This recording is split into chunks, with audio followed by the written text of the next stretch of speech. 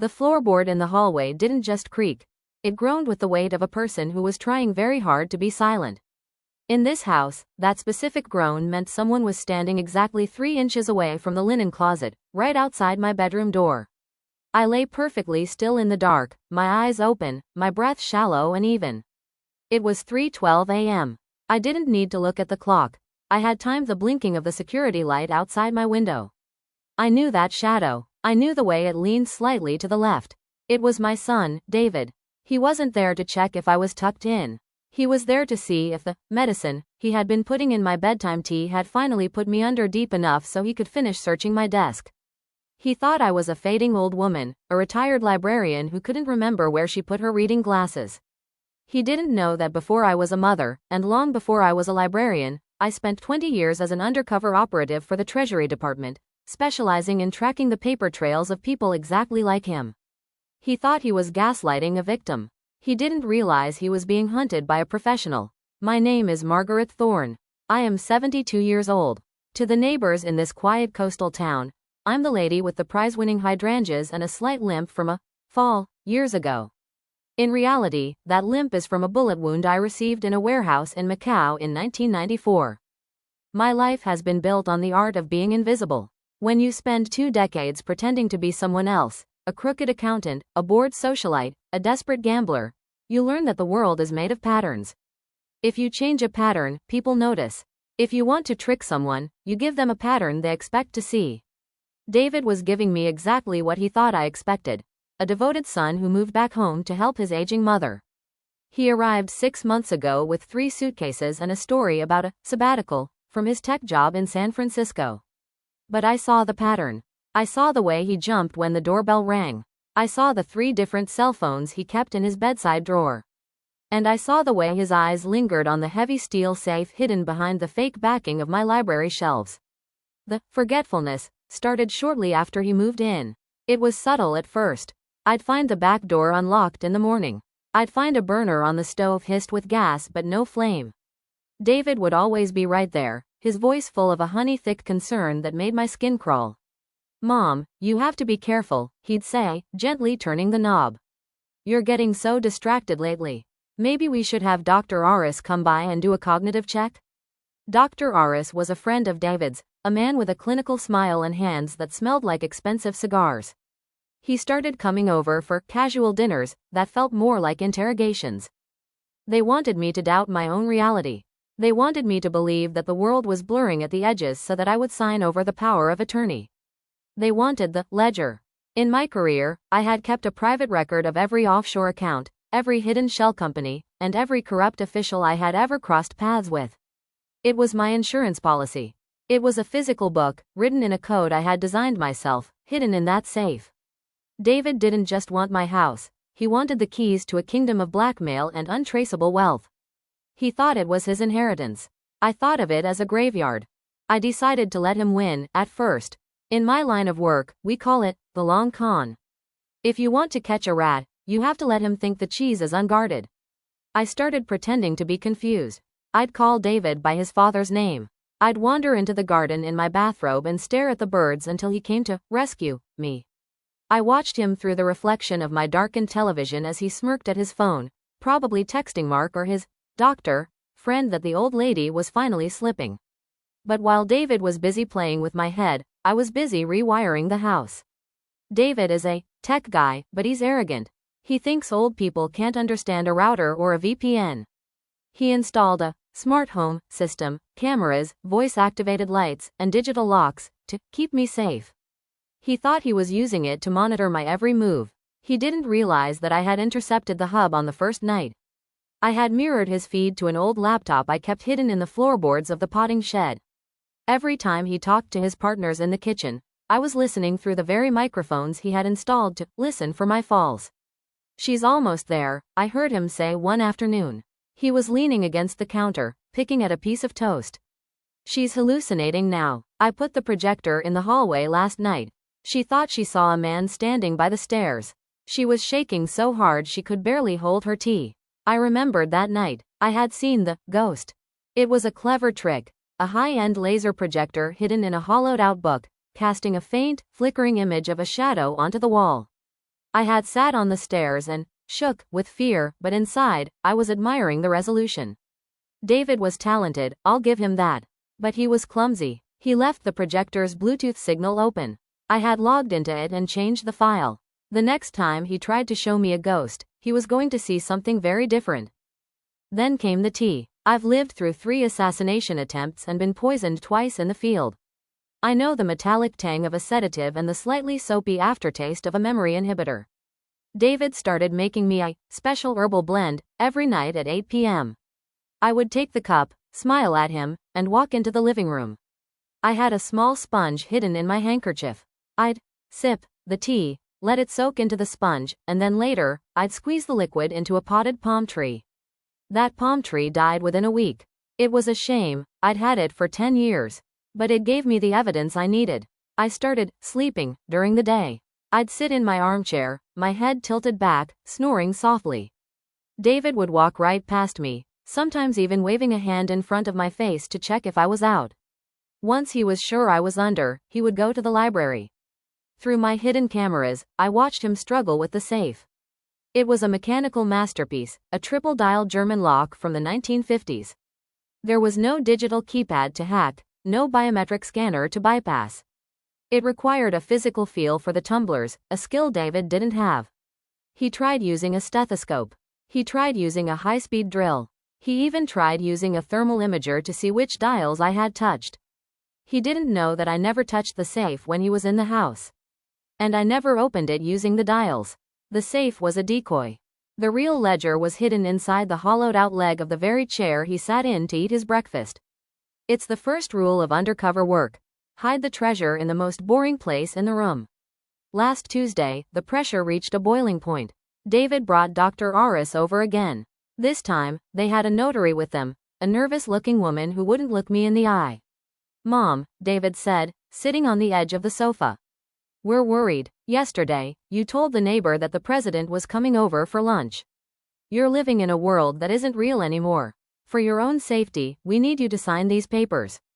It's just so I can handle the banking. You don't want the electric company to shut off the lights because you forgot a bill, do you?" I looked at the papers. It was a total transfer of assets.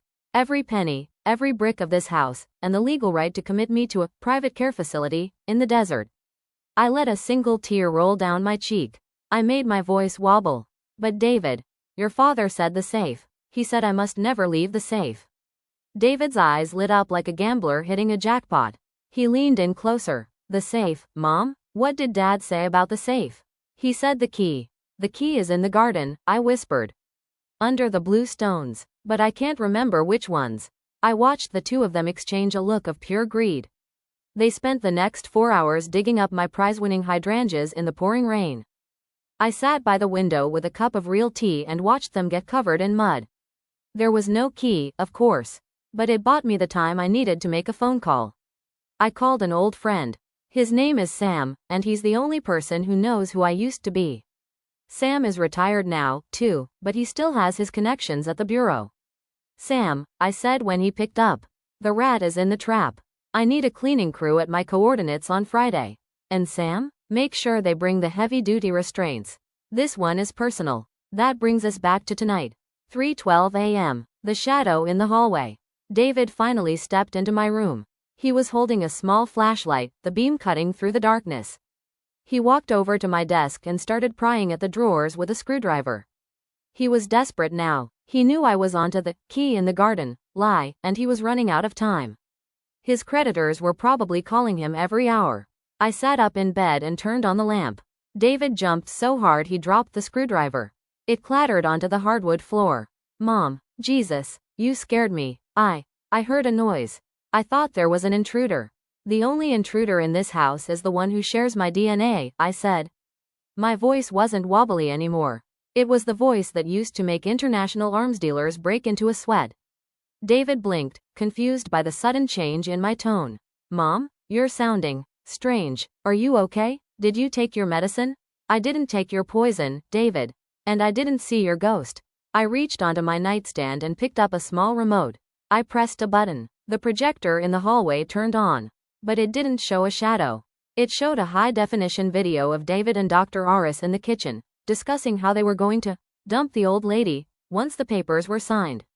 It showed David's face as he talked about selling my father's war medals for seed money. David's face went from pale to ghostly white. How? Where did you get that? I built the system you're trying to use, David. You think because I'm 70 that I've forgotten how the world works? I was tracing offshore accounts when you were still in diapers. I've been watching you since the second you walked through that door with those suitcases.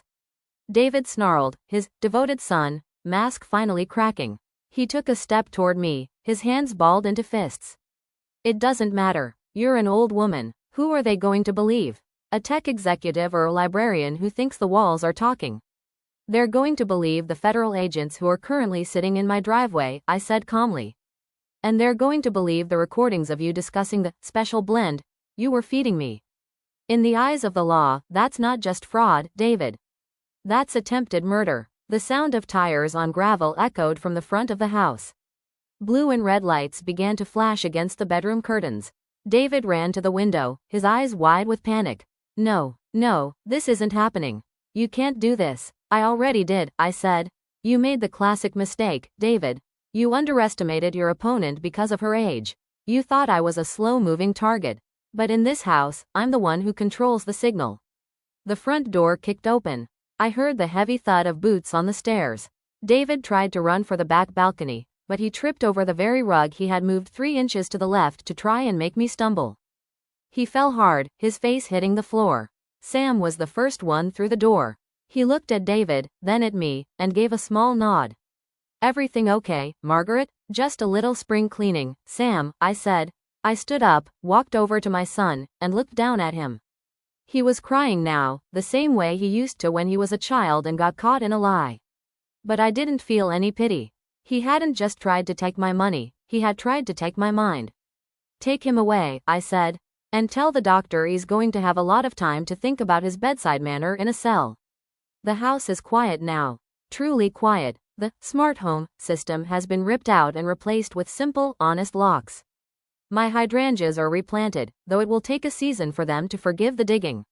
I sit in my library, the real ledger open on my lap. I'm not blackmailing anyone. I'm just making sure the stories are recorded. I'm making sure that the truth stays where it belongs, in the hands of someone who knows how to keep a secret. People think that getting older means losing your power. They think that as your hair turns gray and your joints get stiff, you become a target. But they're wrong. Being older just means you've had more time to learn the rules of the game. It means you've seen every trick, heard every lie, and survived every storm. I am Margaret Thorne. I am a mother, a librarian, and a survivor. My mind is a fortress, my home is a sanctuary, and my life is my own. I look out at the ocean, the waves crashing against the rocks. The water is deep and dark, full of things that stay hidden beneath the surface. I like it that way. I pick up my pen and start a new entry in my book. It's not about David. It's about the future. It's about the next generation of students who are coming to the library to learn how to read, how to think, and how to spot a lie from a mile away. My son thought he could pick the lock on my life. He didn't realize that I was the one who designed the door. I am 72 years old, and I have never felt more powerful. The audit of my heart is done, and the balance is perfect. The shadows are gone, the lights are on, and the truth is the only thing left standing. I think of the many lives I've lived. The undercover years were full of adrenaline and danger, but they were also full of masks. For a long time, I forgot who Margaret was. I only knew the character I was playing. But in defending this house, in defending my own mind, I found her again. I am not the librarian, and I am not the agent. I am the woman who stands her ground. I take a sip of tea, peppermint, grown in my own garden, and feel the warmth spread through my chest. The world is a complex place, full of people who want what they haven't earned. But for today, the world is at peace. The lines are secure. The ledger is closed. And for the first time in a very long time, I am simply, wonderfully, myself. A few weeks later, I was sitting on my porch when a young man walked up the driveway. He was a student from the local college, looking for help with a research project on historical archives. He looked nervous, his eyes darting around the garden. "Mrs. Thorne?" he asked, holding a notebook. "I heard you know a lot about keeping records. I'm trying to find information on a cold case from the 90s, something about a treasury investigation." I looked at him and saw the spark of curiosity in his eyes. It was a good spark. A dangerous one, but a good one. "Come in, young man," I said, opening the door. "But first, I want to teach you a lesson. It's the most important thing you'll ever learn about research." He leaned in, eager. "What's that?" "Never look at what people are showing you," I said, leading him into the library. "Look at what they're trying to hide. Because in this world, the truth isn't found in the books on the shelf. It's found in the spaces between the words." He nodded, scribbling in his notebook. I smiled. The legacy was continuing. Not the legacy of wealth or blackmail, but the legacy of the truth. I am Margaret Thorne, and as long as I have a story to tell, the world will never be truly in the dark. I showed him the library, the real one. I showed him how to cross-reference a name without using a computer. I showed him how to listen to the rhythm of a story to find where the lie was buried. He stayed for 3 hours, and when he left, he looked like he had seen a ghost. But it wasn't the kind of ghost David had tried to show me. It was the ghost of his own potential. I watched him walk down the driveway, his head held a little higher. I felt a sense of completion. My son had tried to steal my past, but I had used it to build a future for someone else. That is the ultimate victory. That is the sound of the tumblers clicking into place. I am 72 years old, and my work is just beginning. The garden is growing, the library is open, and the lights are staying on. I am home, I am whole, and I am finally, truly, free. The ocean breeze blew through the house, carrying the scent of salt and pine. I closed the door, not because I was afraid, but because the day was done. I am Margaret Thorne, and I hold the key.